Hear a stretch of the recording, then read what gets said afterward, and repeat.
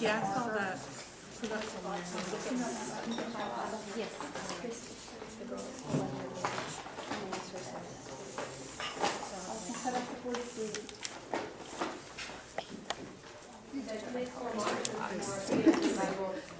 I'm sure there's some. Here's some color.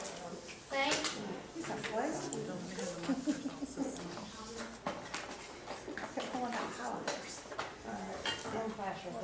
Define it as. Class that incorporates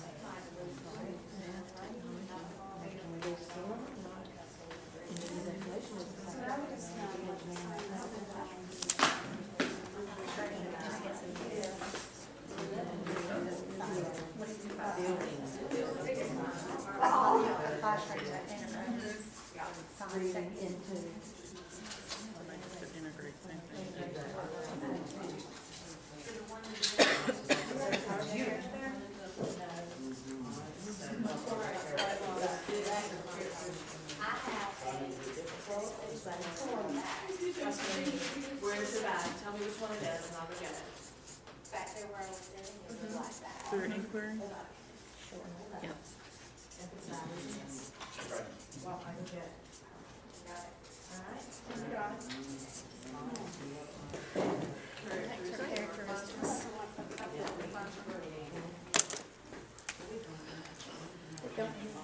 Challenging. Student centered.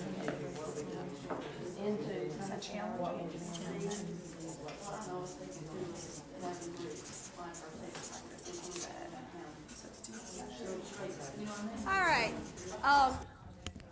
As you were doing your Freyer model, and I asked at the beginning how many of you use the Freyer models.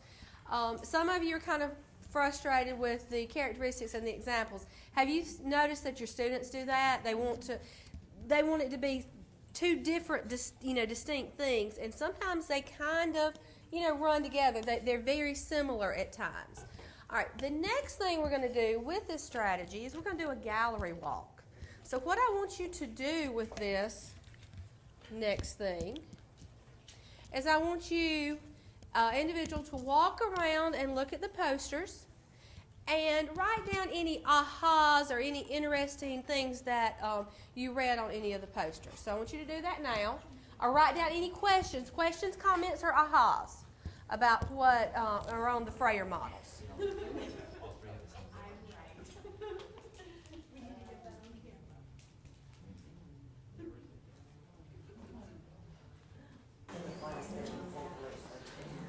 All right. Next strategy, we're going to do a give me 5. And I just want 5 responses, whether it's an aha question, comment, concern about the gallery walk, about the Freyer model of the SIMS classroom. Say it again, I'm sorry. Give me 5. About your ahas, your comments, your concerns, questions about the Freyer model. One thing we were discussing over here is we would be interested in knowing more about what was on the pink one, about under the examples where it had the current event technology integration. Is that what it was? Yeah.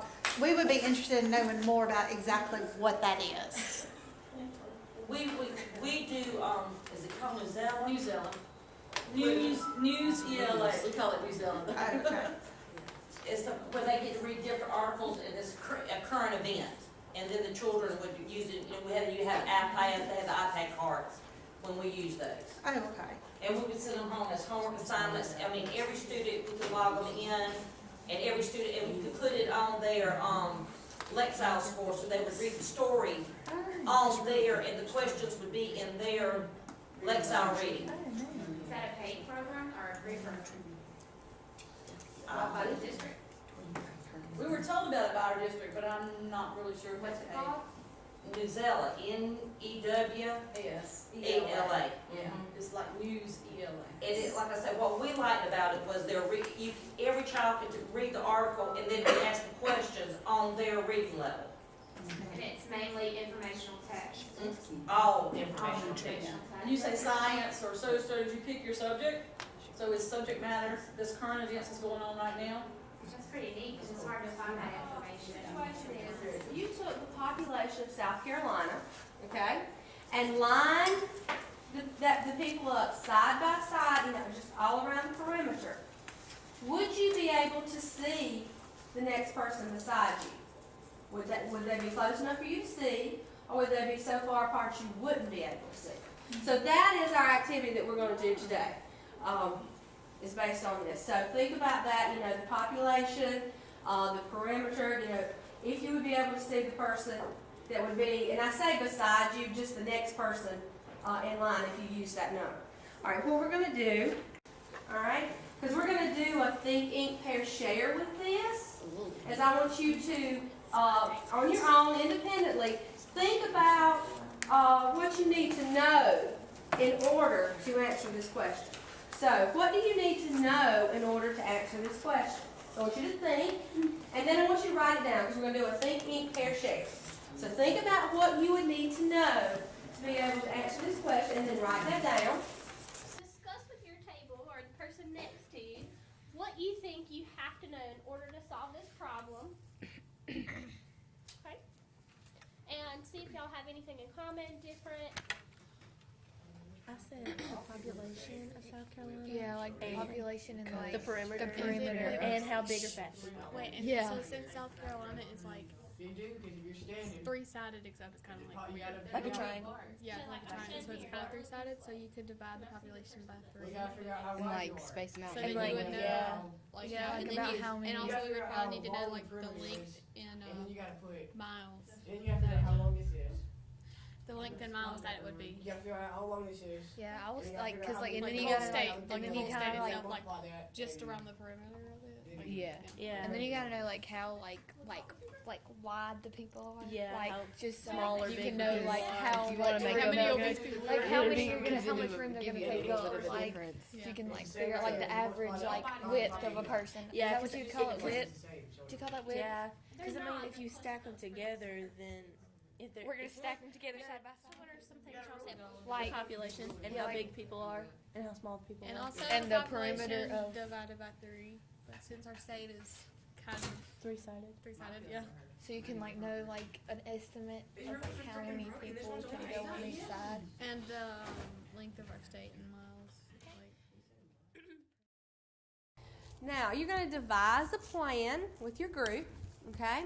You're going to share different plans with your table mates through your thoughts from the Think, Ink, Pair, Share, okay? You're going to use, you can use with this, and we did this with the students, use like a round-robin dialogue where one person shares at a time. So that's what you're going to do. You're going to, one person at a time is going to share what you think the plan is going to be. And then you're going to devise a plan to solve that problem. Okay? So that's what I want you to do right now.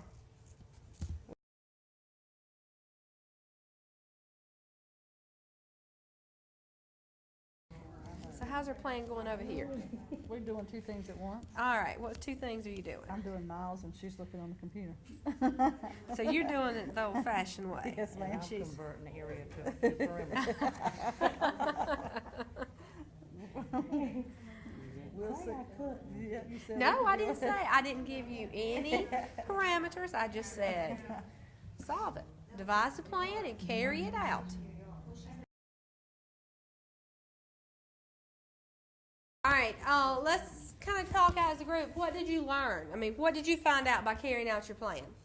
Did you find out, would you be able to see each other? Yes. All right. Like, would it be like, okay, I see you way down there? No. It would be some on right there overlapping. Yes, it would be some overlapping. All right. Very good. How many of you tried to look up perimeter on the internet? How many of you found perimeter on the internet? Yeah. Put it on the internet. Yeah.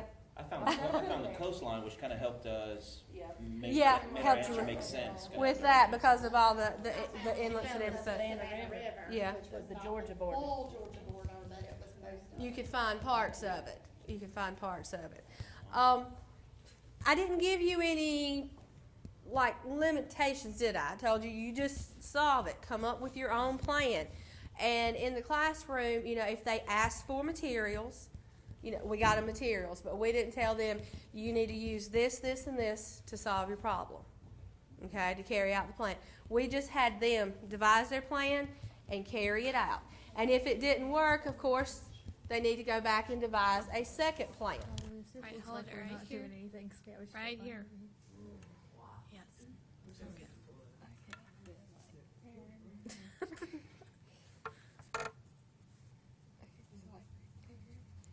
Okay. Okay, Jalen, do not move a muscle. Okay. I'm gonna do mine first, just because that's how it goes.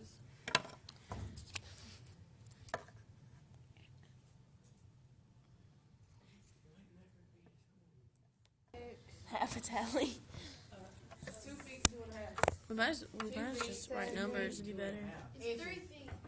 3? Because the first one was You need 75 times 2 and then plus 50. No.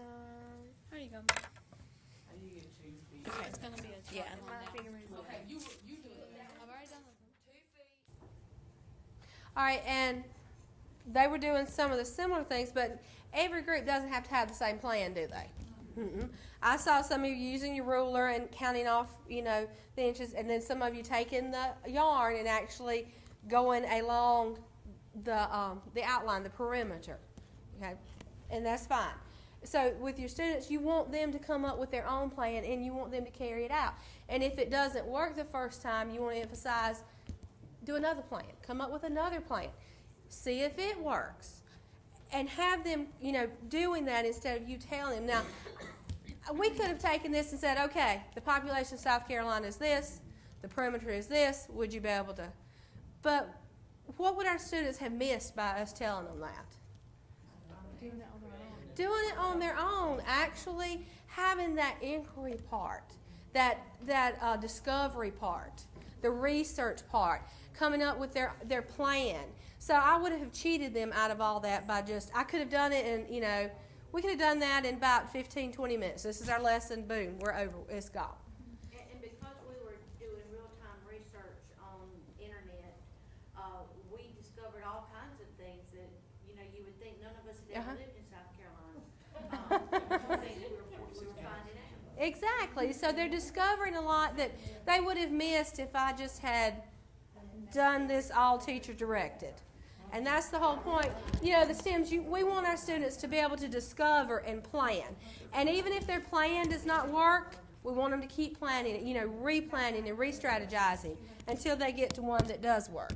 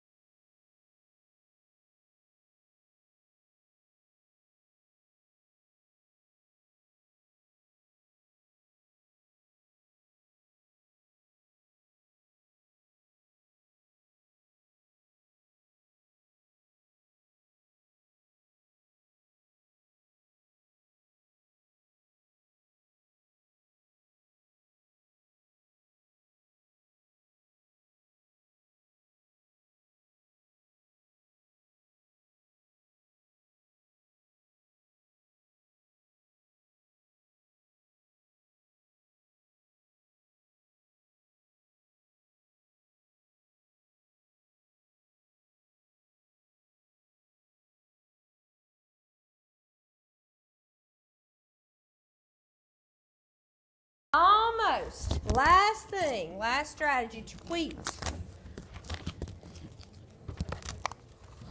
And this is your exit slip, so I want it back.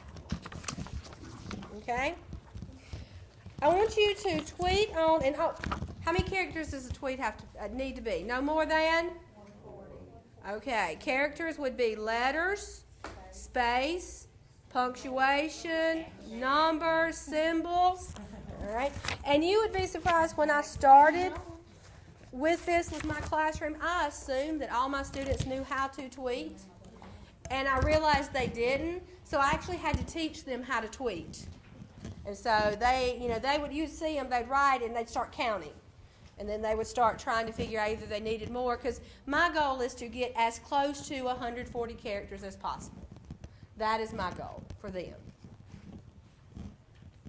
And so, you know, you may have, don't just assume your students know the technology like I did. I assumed they knew how to tweet. But I actually had to take a little bit of time and teach them how to tweet. So if you don't have the technology, you can do a tweet sheet like this. If you do have the technology, they can do it that way.